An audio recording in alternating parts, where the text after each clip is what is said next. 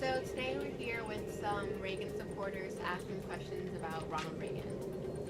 So, would you say you're a supporter of Reagan and his policies? Of course. That's nice. So how do you feel about our relations with Iran? I think the Middle East is full of crazy people who want to make everyone Muslim.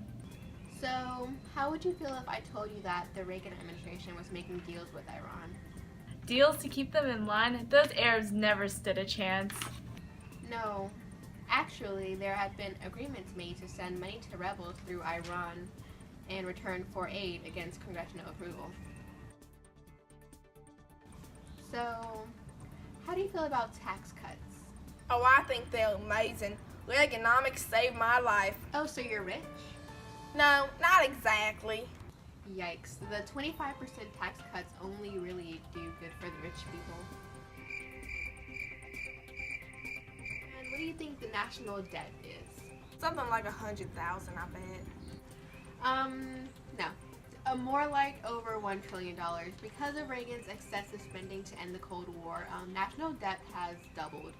And since no one's paying taxes, who's paying off the debt? The communists! You plan on voting for Reagan in the upcoming election? You're darn right. It's morning again in America.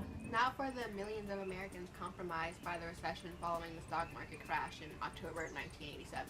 But Reaganomics is fixing that now. There's not much Reagan can do despite his plan for supply-side economics.